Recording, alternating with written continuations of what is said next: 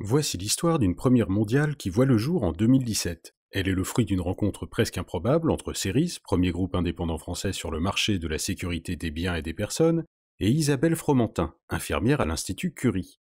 Lorsque Ceris fait l'acquisition d'un nouveau centre de formation cynophile, en mars 2017, l'entreprise découvre que l'établissement a engagé des recherches afin d'éduquer des chiens au dépistage du cancer du sein. Baptisé CADOG, ce projet offre de formidables opportunités scientifiques et médicales. Il séduit rapidement la famille Tempro, qui dirige le groupe Ceris, et qui propose alors un mécénat de compétences pour soutenir le projet.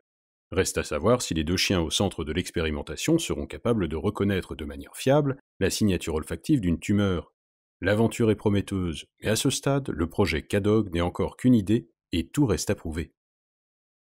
En quelques semaines, autour d'une équipe soudée de médecins, de vétérinaires et d'ingénieurs, le projet CADOG va rapidement changer de dimension. Les deux chiens sont entraînés par les experts cynophiles Ceris à reconnaître l'odeur du cancer du sein grâce à une méthode transcutanée. Cela n'a jamais été tenté auparavant. Des lingettes, imprégnées de sueur, sont disposées dans des bocaux surmontés de cônes.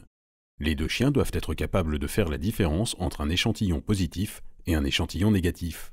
Si les chiens relèvent ce challenge, la preuve du concept CADOG sera alors validée. L'équipe aura montré que leur truffe est capable de reconnaître l'odeur des plaies tumorales. Une petite révolution dans le monde de la recherche contre le cancer.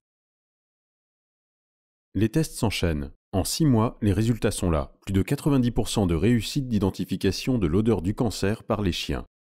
Au printemps 2018, la phase de validation du concept est suffisamment concluante pour passer à une nouvelle étape, celle de l'étude clinique. Et pendant que les chiens continuent de s'entraîner, il faut monter des dossiers administratifs conséquents pour autoriser cette étude inédite, qui sera officiellement autorisée en octobre 2019. L'équipe Ceris continue ainsi d'enrichir ses connaissances autour de la performance et du bien-être des animaux. Début 2020, l'étude clinique peut commencer. 450 patientes sont en cours de recrutement sur environ 2 ans. 6 cliniques et hôpitaux y participent. Beaucoup de volontaires se proposent de participer. Les résultats sont attendus en 2022, mais la crise du Covid-19 va cependant ralentir les recherches pour plusieurs semaines. Ceris décide de poursuivre son engagement et de reconduire ce mécénat de compétences inédit pour les 2 années à venir.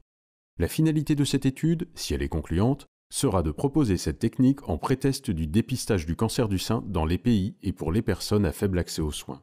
Un projet citoyen et plein d'espoir auquel Ceris est fier d'apporter sa contribution.